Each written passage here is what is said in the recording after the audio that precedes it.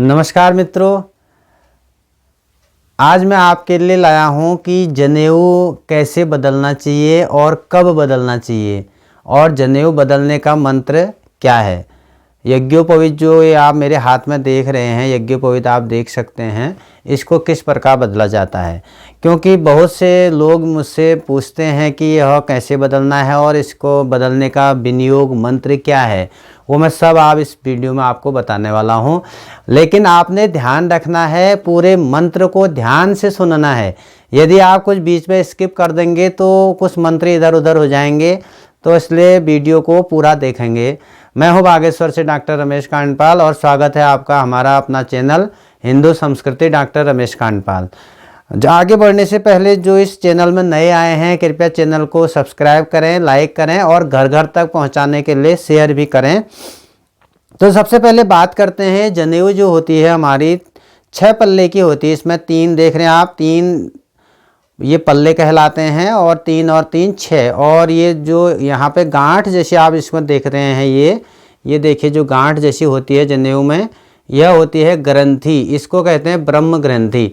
तो ये जब बनाई जाती है उस समय यह ग्रंथि दी जाती है इस समय। तो सबसे पहले हम बात करेंगे कि यज्ञोपवीत जो है हमारा, यह इसमें किस किस प्रकार इसको बदलना चाहिए और कब बदलना चाहिए।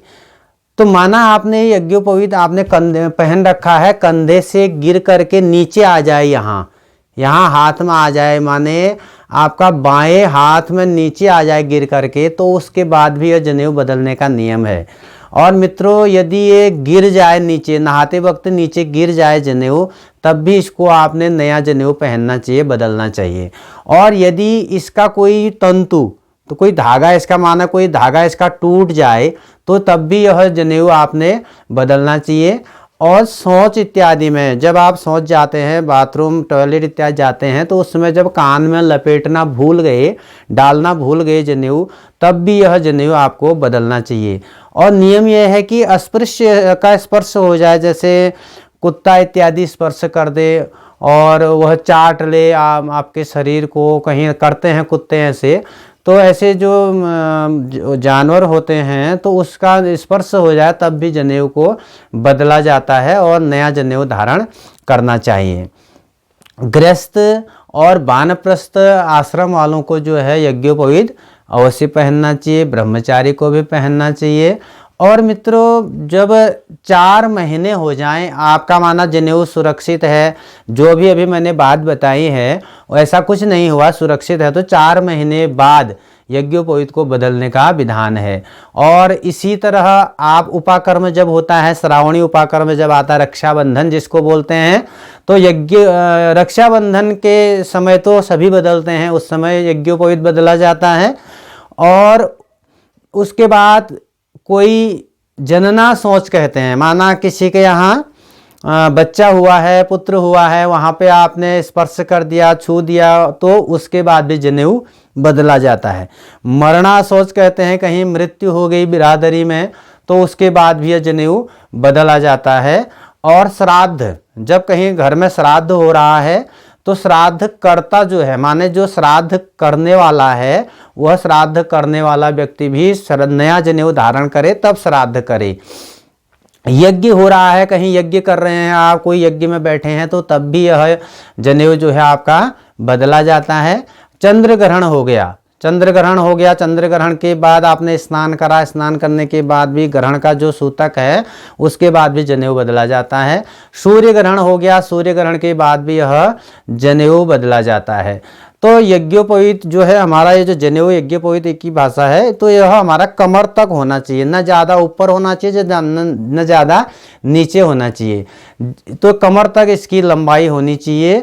जिस प्रकार जैसे पत्थर में ही भगवान नहीं होते हैं, लेकिन जब पत्थर की मूर्ति जब बन जाती है तो उसमें भगवान की प्रतिष्ठा की जाती है, प्राण प्रतिष्ठा कर दी जाती है, तो उसी प्रकार वह भगवान उसमें विराजमान हो जाते हैं। उसी प्रकार ये यज्ञोपवीत जो है इसको केवल धागा नहीं समझना चाहिए, लेकिन इसका जब निर्माण हो जाता है, इसका निर्माण जब करते हैं बहुत समय उसमें लगता है, इसमें संस्कार किए जाते हैं, संस्कारों का इसमें आदान विदान होता है और ग्रंथियाँ दी जाती हैं, नए तंतु दिए जाते हैं। अभी मैं सब इसका आपको विवरण बताऊंगा, पहनने का विवरण बताऊंगा। और ओमकार, अग्नि आदि जो देवता हैं उनका आवाहन किया जाता है, तब जाकर के यह यज्ञोपवीत जो है ब्रह्म ग्रंथि लग करके यज्ञोपवीत धारण करने योग्य होता है। और जब आप श्रावणी उपाकर्म में बैठते हैं तो उस समय इसकी प्रतिष्ठा की जाती है। समयाभाव के कारण लोग जो है पूरे वर्ष भर प्रतिष्ठित जनेऊ को रखते हैं और अपने यजमानों को देते हैं, लेकिन माना किसी ने श्रावणी उपाकर्म में प्रतिष्ठित नहीं कर पाए और आपके पास घर में जनेऊ है और इसकी प्रतिष्ठा मैं बताऊंगा अभी, प्रतिष्ठित जनेऊ की प्रतिष्ठा नहीं करनी है, लेकिन प्रतिष्ठा नहीं की है तो आपके पास जनेऊ है और उसको धारण करने के लिए जो मंत्र हैं अभी मैं आपको विनियोग वगैरह सारा इस वीडियो में आपको बताऊंगा, तो ध्यान से सुनते रहिए, वीडियो को स्किप न करें। तो जैसे मैंने आपको कहा कि इसका जो जब यज्ञोपवीत आपके पास होता है, नियम यह है कि कोई पलाश आदि का पत्ता हो अथवा कोई साफ पत्ता हो, पत्ता ना हो तो आपके पास कोई तांबे की कुंडी हो सकती है, उसमें फूल इत्यादि रख करके इस जनेऊ को रखें और रखने के पश्चात अक्षत पकड़ें। अक्षत पकड़ने के बाद इसमें जो तंतु हैं, ये जो तंतु मैं बोल रहा था, तंतु में आपने अक्षत चढ़ाने हैं। बोलना है ओम प्रथम तंतौ ओमकारम आवाहयामि, ओम द्वितीय तंतौ ओम अग्निम आवाहयामि, तृतीय तंतौ सर्पान आवाहयामि, चतुर्थ तंतौ सोमम आवाहयामि, पंचम तंतौ ओम पितॄन् आवाहयामि, षष्ठ तंतौ ओम प्रजापतिम आवाहयामि, सप्तम तंतौ ओम अनिलम आवाहयामि, अष्टम तंतौ ओम सूर्यम आवाहयामि, नवम तंतौ ओम विश्वान देवान आवाहयामि। तो ये तो आपके 9 तंतु हो गए, इसमें आपने अक्षत से आवाहन कर दिया। उसके बाद आता है इसकी ग्रंथि, जो अभी मैंने आपको देखी गांठ जैसी होती है, ये ग्रंथि में आपने फिर अक्षत और फूल चढ़ाने हैं। उसमें आपने बोलना है, प्रथम ग्रंथि में चढ़ाना है ऊपर ओम ब्रह्मणे नमः ब्रह्माणम आवाहयामि, अक्षत चढ़ाने हैं। और द्वितीय ग्रंथि में ओम विष्णवे नमः विष्णुम आवाहयामि, तृतीय ग्रंथो ओम रुद्राय नमः रुद्रम आवाहयामि। और उसके बाद अक्षत पुष्प पूरे में चढ़ा देने हैं, प्रणव आदि आवाहित देवताभ्यो नमः। तो ये तो प्रतिष्ठा होगी, माना आपके प्रतिष्ठित जनेऊ नहीं हैं तो प्रतिष्ठा आपने कर दी। उसके बाद अक्षत लेंगे, ओम ए तंते देव सवितुर्यज्ञम प्राहुर बृहस्पते ब्रह्मणे तेन यज्ञम अवतेन यज्ञवतिम तेन मामव मनो ज्योतिर्जुखता माज्यस्य बृहस्पतिर्जग्नमिमं तनोत्वरिष्टं जग्नगुं शमिमं दधातु विश्वे देवा स इहमादयन्ताम् ओम प्रतिष्ठा। अक्षत चढ़ा देंगे। उसके बाद ये प्रतिष्ठित आपकी जनेऊ हो जाती है। फिर आप हाथ में जल लेंगे, विनियोग जिसको बोला जाता है। ओम यज्ञोपवीतम इति मंत्रस्य परमेष्ठी ऋषि लिंगोक्ता देवता स्रोत स्मात् कर्माधिकार सिद्धये त्रिष्टुप छंदः नूतन यज्ञोपवीत धारणे विनियोग। जल को नीचे छोड़ देंगे धरती पर। उसके बाद इसको आप हाथ में लेंगे, मंत्र बोलेंगे, ओम यज्ञोपवीतं परमं पवित्रं प्रजापतेर्यत् सहजं पुरस्तात् आयुष्यमग्रं प्रतिमुंच शुभ्रं यज्ञोपवीतं बलमस्तु तेजा। तो ऐसा कह करके आप जो ये यज्ञोपवीत है उसको आप धारण कर लेंगे।